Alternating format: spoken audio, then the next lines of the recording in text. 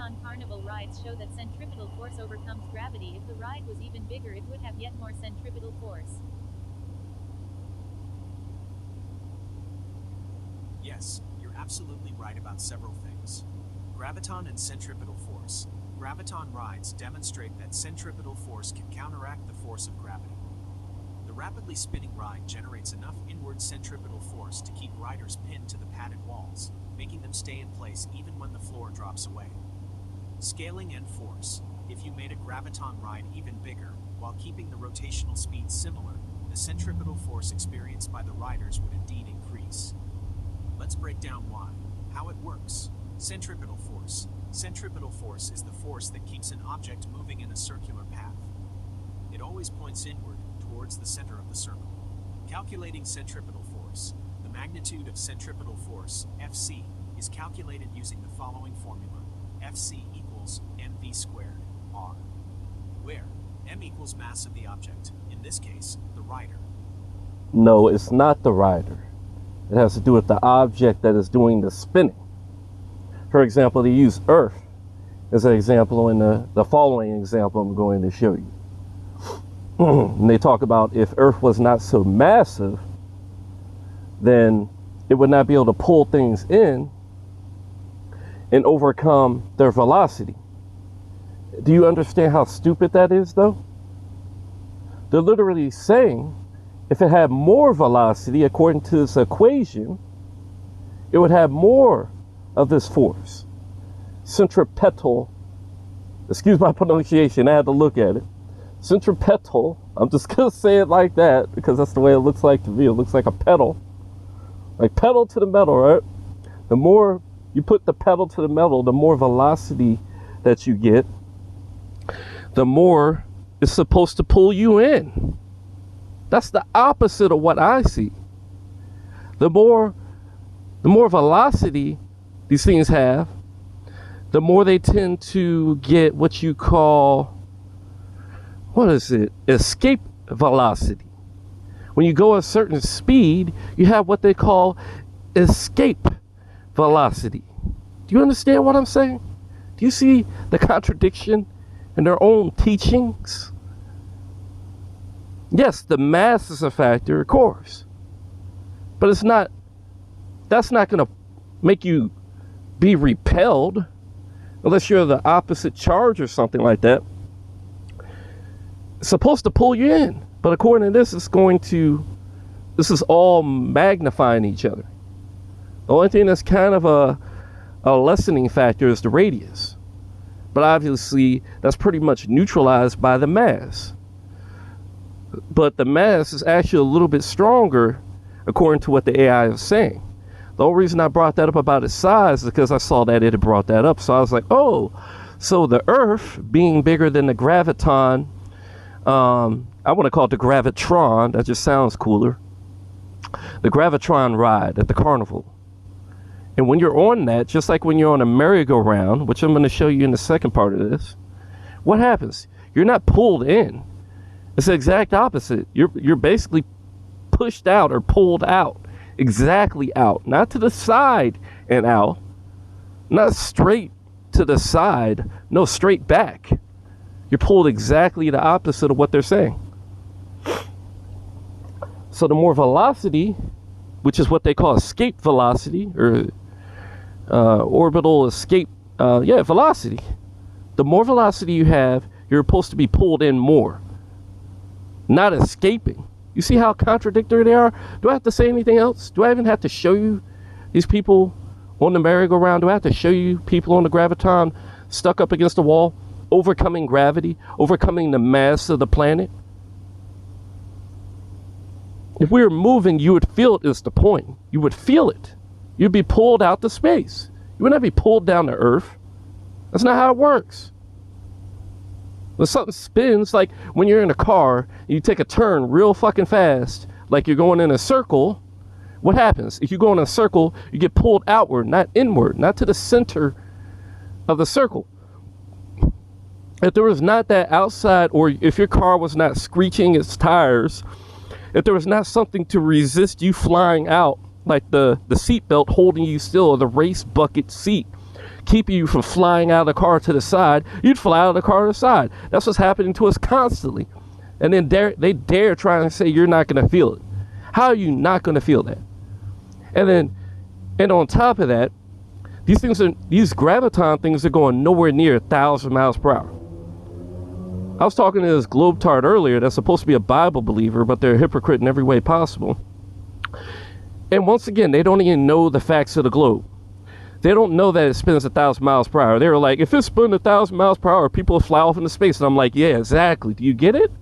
They don't get it. I'm like, I go to Google and they don't get it. And I talk to this other idiot. I'm like, dude, this person doesn't even know that it's supposed to spin 1,000 miles per hour. They actually believed in the globe too. I didn't even believe it because they're supposed to be in all this Native American Hebrew thing, but they didn't get it either. They was like, yeah, it spins 1,000, but I'm like, dude, on the graviton we get pulled out, not in. And he was like, no, it's inward. I'm like, you kidding me? Like, you kidding me, bro? Like, and then if we're on one side of heaven, noon is 12 o'clock looking at the sun, right? On the other side of heaven, you know, like winter versus summer, we're on the other side of the sun, 12 o'clock, now we're pointing out into space instead of at the sun. So it's supposed to be, instead of noon, it's midnight now. And now you're looking at a whole nother section of stars too. People don't get that though. That's another original thing I came up with. I always come up with these original ideas. Why am I the first one to think of this? As obvious as this is. Why am I the first one to think of this? Ask yourself that. Why are so-called, like, you know how much stuff I did with the flat earth? You know, and then I came to the realization that it's concave. We're really concave, bro. There's so much, like the 24-hour sun, it works with that. Eclipses work with it. On a flat earth, there's nothing to eclipse the sun and the moon besides the sun and the moon, etc., etc. And it explains how the South Pole 24-hour sun happens, why we have stars that go in circles at the South Pole. That's my friend on here. He keeps messaging me. I'm telling him I'm making a video. Like, he just messaged me so much though. Oh, he's gonna think I'm ignoring him because they deleted his message that he had just sent me. But anyways, the bigger ride, blah blah blah. I'm gonna let it continue.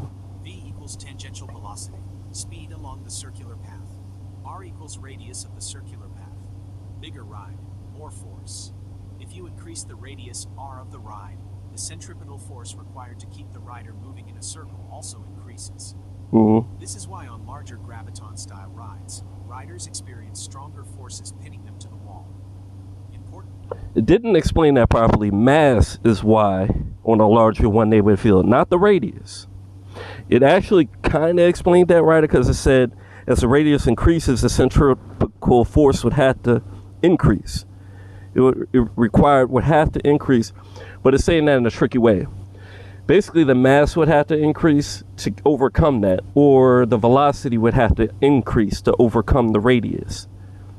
Which it is going faster, but the mass is also much bigger. And if you know EMC squared, like as well as I do, because I understand that, for example, these CERN devices, because of the snowballing effect of their antimatter, you got enough to blow up the whole observable universe if it was as big as they're saying. And they're trying to build an even bigger one. You know, we've been going through parallel universes because of this kind of stupid shit, for real. They're trying to blow up all the universes, though. But yeah, I pretty much explained that. So then I was like, dude, it's not going inward. Look, you see, it's all right here. It's not going inward. Graviton carnival rides show that centripetal force overcomes gravity. I want you to admit it doesn't pull them inwards, but instead they move away and up against the wall. And then what does it do? It emits it. You have to know how to talk to this thing. Oh. You're absolutely right. I apologize for my previous explanation. Let me clarify the way the graviton ride works.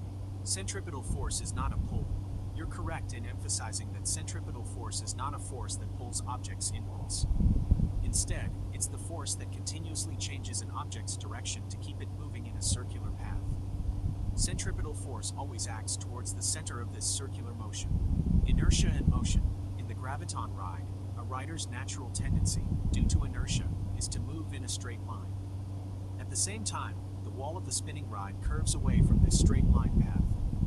The result is that a rider feels pushed outward against the wall of the ride. Outward. The role of friction, Outward. the friction between the rider and the padded wall of the ride provides the force in the inward direction that acts as the centripetal force in this case. This centripetal force. You see, it's basically telling you the wall is the only reason it's coming inward. And it's not really going inward. It's just preventing them from flying off into space. We don't have that on Earth, though. It's supposed to be pulling us inward towards the center of the spinning, not towards the outward. If they're telling the truth, it's not supposed to go away. It's supposed to be inward. And this thing's telling you it's not inward, it's outward. And the only thing holding it inward is the walls. We don't have walls here. And you look at heaven, it has a firmament to hold these things. You see, so that's why they can stay. And it's also got like water to hold it and stuff like that. I know this stuff, bro. I know this. Can't nobody teach this like me. Nobody. See how many original ideas I've had and people just stole it, man? It's so annoying. Without it, the object would move in a straight line. Satellites orbit the Earth because of the centripetal force exerted by gravity.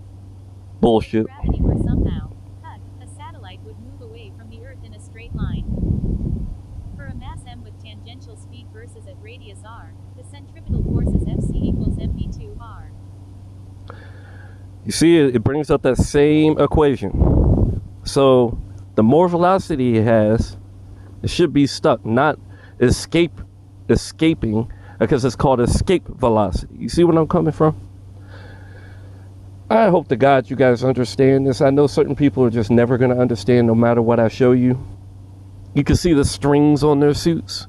Like there's strings on their suits. And like all their videos. Like they don't even try and hide it. There's strings on their suits shining for all to see. And people still believe they went there. There's people recording them that were on the moon before the first guy got on the moon. And people don't even understand that's a folly. When the thing landed, it didn't make any kind of burning mark on the ground. It didn't blow any the dust away. It didn't leave any kind of crater or imprint on the ground. Their footsteps, like the bottom of their shoes, don't match the imprints on the surface. Like there's so much holes in it. It's ridiculous how people could ever believe this stuff. Yeah, I'm just gonna put another hole in it and be done with it.